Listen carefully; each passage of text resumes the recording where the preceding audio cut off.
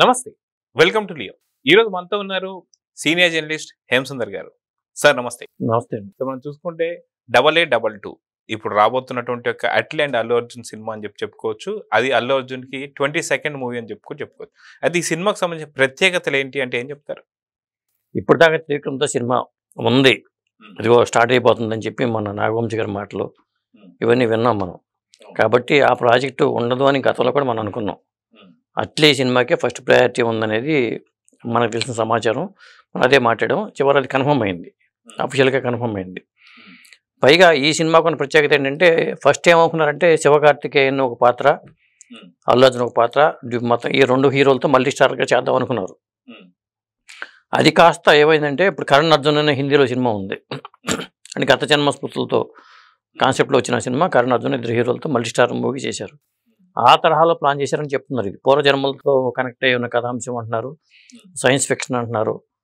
ఇవన్నీ రకరకాల టాక్స్ అయితే ఉన్నాయి. నిన్న వాళ్ళు రిలీజ్ చేసిన ఒక వీడియో చూస్తే మనకు అర్థమవుతుంది. అంటే విఎఫ్ఎక్స్ పరంగా హాలీవుడ్ సినిమాలకు పనిచేసిన సంస్థతో వీళ్ళు టైప్ పెట్టుకున్నారు. అంటే ఖచ్చితంగా ఇది సినిమా ఇప్పుడు పుష్ప అంటే ఇంటర్నేషనల్ డైలాగ్ ఉంది కదా, అలాగే ఇది ఇంటర్నేషనల్ ప్రాజెక్ట్గానే మనం చెప్పాల్సి వస్తుంది. ఇది ఒక పెద్ద ప్రాజెక్టు. దీనికి మళ్ళీ అల్లు అర్జున్ గారికి ఇచ్చిన రెమ్యునరేషన్ కూడా 300 కోట్ల రూపాయలట. అంటే ఈ కాంబినేషన్ చూస్తే మనకు అర్థమైపోతుంది ఇది చిన్న చిత్ర సినిమా కాదనేది క్లారిటీ అయితే వచ్చేసింది. అయితే ఇటు ఇప్పటిదాకా మనం చూస్తే అట్లీ డైరెక్ట్ టాలీవుడ్ సినిమా అనేది తీయలేదని చెప్పుకోవాలి. అటు తమిళంలో తీశారు, అదేవిధంగా చూసుకుంటే జవాన్తో పాటు హిందీలో తీశారని చెప్పుకోవచ్చు. సో ఫస్ట్ టైం టాలీవుడ్కి వస్తున్నటువంటి ఒక అట్లీ మీద ఎక్స్పెక్టేషన్స్ ఎలా ఉన్నాయి అనుకోవచ్చు? ఇప్పుడు అట్లీ సినిమాల పరంగా చూసుకుంటే మొన్న జవాన్ ఎంత పెద్ద హిట్ అయిందో తెలుసు.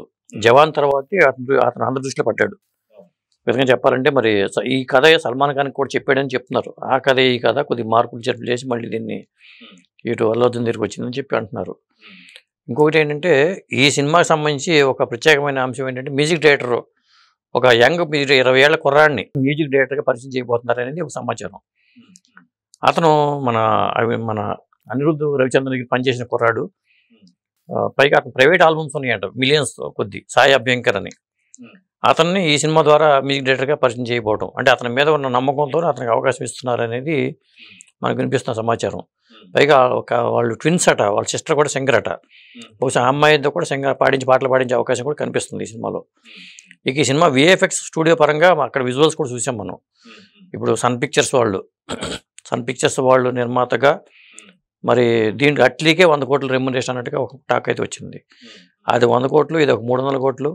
అంటే షేర్ రూపంలో, క్యాష్గా రూపం కాదు, క్యాష్గా కొంత ఇచ్చుకుంటారేమో కానీ ఎక్కువ వాటాల రూపంలోనే ఉంటుంది. ఇలాంటి పెద్ద పెద్ద ప్రాజెక్టులు అన్నిటికీ దాదాపు అలాగే ఉంటుంది. కాబట్టి ఇప్పటిదాకా ఏంటంటే మనం బాహుబలి ప్రభాస్ అనుకున్నాం కానీ రాజమౌళి గారి చేతిలో అల్లు అర్జున్ పడకపోయినా ఆ స్థాయి ఇమేజ్ మాత్రం అల్లు అర్జున్కి వచ్చిందండి ఈ సినిమా ద్వారా.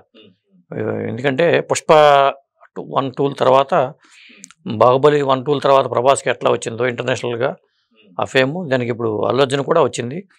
అది పైగా రాజమౌళితో సినిమాలు చేయకుండానే ఆ స్థాయిలో పేరు రావడం కూడా గొప్ప విషయం. అయితే పుష్పతో నేషనల్ అవార్డు, పుష్ప 2తో మాత్రం ఇంటర్నేషనల్ గుర్తింపు అయితే లభించింది. సో ఇప్పుడు ఇంటర్నేషనల్లోనే సినిమాలు అయితే తీయబోతున్నారు. సో నెక్స్ట్ ఏ అవార్డుకి టెండర్ వేసాడు అల్లు అర్జున్ అంటే ఏం చెప్తారు? ఇక్కడ అవార్డు అని కాకుండా ఒక పెద్ద సినిమా హాలీవుడ్ తరహాలో సినిమా చేద్దాం అనే దీంతో ఉన్నట్టుగా అనిపిస్తుంది మనకి. దీన్ని మరి ఏ తరహాలో తీసుకెళ్తారో ఏంటి అనేది తెలియదు, కానీ ఎంతకాలం పడుతుంది సినిమా అనేది తెలియదు. ఇంకో టాక్ ఏంటంటే అసలు ప్యారలల్గా ఈ సినిమాతో పాటు త్రివిక్రమ్ సినిమా కూడా చేస్తారని టాక్ వచ్చింది. అందువల్లే నాగవంశి గారు ఆ మాట అన్నారేమనుకున్నారు, కానీ చివరికి త్రివిక్రమ్ శ్రీనివాస్ వేరే సినిమా చేయబోతున్నారు. వాళ్ళు అనుకున్న ప్రాజెక్టు తర్వాత ఇది అయిపోయిన తర్వాతే చేస్తారనేది ఒక టాకు. కాబట్టి ఆ తర్వాత మళ్ళీ ఏమంటే స్క్రిప్ట్ పరంగా డెవలప్ చేసుకునే అవకాశం ఉంటుంది. ఈలోపు ఖాళీగా ఉంటారు కాబట్టి త్రివిక్రమ్ శ్రీనివాస్ వేరే సినిమా వేరే హీరోతో సినిమా చేసే అవకాశం ఉందైతే అంటున్నారు. అయితే ఈ సినిమా పరంగా చూసుకుంటే ప్యాడింగ్ ఆర్టిస్టులు ఎవరు ఏంటి, ఎంతకాలం పూర్తవుతుంది, రిలీజ్ ఎప్పుడు, అట్లే అయితే కొద్దిగా సాధారణంగా చాలా ఫాస్ట్గా సినిమా అవడానికి అవకాశాలు అయితే ఉన్నాయి. కాకపోతే విఎఫ్ఎక్స్ పరంగా లేట్ అవుతుందా లేదా, విఎఫ్ఎక్స్ మరి ఏ స్థాయిలో విఎఫ్ఎక్స్ చేస్తారు, ఇది పునర్జన్మల కథాంశాన్ని ఏ తరహాలో పునర్జన్మ కథాంశం, ఇలాంటి అంశాలన్నీ ఈ సినిమా విషయంలో ఉన్నాయి. అయితే మామూలుగా చూసుకుంటే మనకి పాన్ ఇండియా మూవీ కింద చూసుకుంటే అటు తెలుగు, హిందీ, తమిళం, మలయాళం, కన్నడ ఇలాగా పలు భాషల్లో రిలీజ్ అవుతుంది. సో ఈ సినిమా ఇంగ్లీష్లో కూడా రిలీజ్ కాబోతుందా అనేటువంటి కొంత డౌట్లు అయితే వస్తున్నాయి కొంతమంది అభిమానులకు. ఎందుకంటే సన్ పిక్చర్స్తో వీళ్ళిద్దరు వెళ్ళి కలవడం, అట్లీ కావచ్చు, అల్లు అర్జున్ కావచ్చు, దాని తర్వాత ఇద్దరు కలిసి ఫ్లైట్ ఎక్కిన తర్వాత ఆ విఎఫ్ఎక్స్ స్టూడియోకి వెళ్ళినప్పుడు చూస్తాం, అక్కడ అద్భుతమైనటువంటి ఒక విజువల్స్ మనం చూసాం. సో ఇది హాలీవుడ్ రేంజ్లో మూవీ ఉండబోతుంది కాబట్టి ఇది ఇంగ్లీష్లో కూడా రిలీజ్ కాబోతుందా అంటే ఏమంటారు? ఖచ్చితంగా చేసే అవకాశాలు ఉంటాయి. ఇప్పుడు దేవరా సినిమానే జపాన్లో రిలీజ్ చేశారంటే మనకు అర్థమవుతుంది. కాబట్టి ఈ సినిమాకి అట్లాంటి ఆలోచన ఏదో ఉంది. అందుకని ఇది చిన్న చితక ప్రాజెక్ట్ కాకుండా ఇప్పుడు ఉదాహరణకి అల్లు అర్జున్కి స్టామినా మరింత పెరిగిపోయినట్టే చెప్పాలి. వేరే హీరోలతో కంపారిజన్ చేసుకుంటూ ఉన్నారు, కానీ ఇప్పుడు అల్లు అర్జున్ అంటే ఇంటర్నేషనల్ అనే స్థాయిలోనే ఎస్టాబ్లిష్ కావాలన్న కోరిక ఆయనకే ఉన్నట్టుంది. ఆ స్థాయిలోనే ఈ ప్రాజెక్ట్ సెట్ అయింది. లేకపోతే కళానిధి మారన్ లాంటి వాళ్ళు ఈ ప్రాజెక్ట్లో ఇన్వాల్వ్ అవ్వడం అనేది గొప్ప విషయం. అంటే పైగా మన తెలుగు హీరోల మీద నమ్మకంతో ఇప్పుడు దాకా వాళ్ళు డైరెక్ట్గా తెలుగు హీరోలతో సన్ పిక్చర్స్ చేయలే. ఆ నమ్మకంతోనే అల్లు అర్జున్తో సినిమా చేద్దామని వాళ్ళు ఇష్టపడ్డారు. కాబట్టి ఇది చిన్న చితక ప్రాజెక్ట్ అయితే కాదు. కాబట్టి ఇక మరి హీరోయిన్ల పరంగా చూసుకుంటే డ్యూయల్ రోల్ అంటున్నారు కాబట్టి ఆ హీరోయిన్ పరంగా మరి ఎవరో ఏంటి అనేది కూడా మరి దీపికా పదుకొనే పేరు కూడా వినిపిస్తుంది. దీపికా పదుకొనే ఉంటుందా లేకపోతే ప్రియాంక చోప్రా ఉంటుందా తెలియదు, కానీ మొత్తానికి బాలీవుడ్ నుంచి ఒక హీరోయిన్ అయితే ఉండే అవకాశం అయితే ఖచ్చితంగా ఉంది ఈ సినిమాలో. అయితే ఇటు బాలీవుడ్ చూపులు టాలీవుడ్ వైపే, అటు తమిళ్ వాళ్ళ చూపులు కూడా టాలీవుడ్ వైపే అని చెప్పుకోవచ్చు. అదేవిధంగా చూసుకుంటే సన్ పిక్చర్స్ తమిళ్కి సంబంధించిన ప్రొడ్యూసర్స్ కింద చెప్పుకోవచ్చు. అదేవిధంగా అట్లీ కూడా తమిళ్ డైరెక్టర్ అని చెప్పుకోవచ్చు. సో అందరి చూపులు టాలీవుడ్ పైన ఉండడాన్ని ఎలా చూడాలంటారు? అంటే వీళ్ళు ఇచ్చే సక్సెస్లు అండి. ఇక్కడ ప్రధానంగా వీళ్ళు సక్సెస్లు ఇవ్వటమే కాకుండా సినిమాకి వాళ్ళ రేంజ్ మార్చుకుంటూ వెళ్తున్నారు. అందువల్లే వాళ్ళు సన్ పిక్చర్స్ లీడ్ చూసినా లేదా బాలీవుడ్ కరణ్ జోహర్ లాంటి లీడ్ చూసినా కారణం అదే. ఇంకొకటి ఏంటంటే అల్లు అర్జున్ పుట్టినరోజు సందర్భంగానే అల్లు అర్జున్ సినిమాల పరంగా ప్లానింగ్తో ఎక్కడ రాజీ పట్టాల.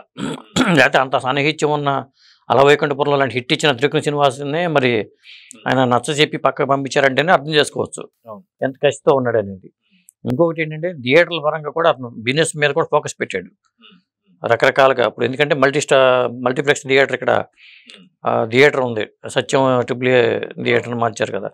ఇప్పుడు అక్కడ కోకాపేటలో కూడా ఇంకో theatre Dolby system, latest sound సిస్టమ్తో అక్కడ థియేటర్ తయారవుతుంది.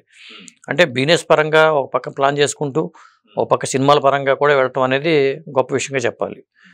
సో చూద్దాం సార్, ఓవరాల్గా AA22 ఏదైతే ఉందో నిజంగా వర్కింగ్ టైటిల్ కూడా చాలా క్యాచీగా ఉంది. సో చూద్దాం ఏం జరగబోతుందో. నమస్తే. Please subscribe to Leo News for more videos.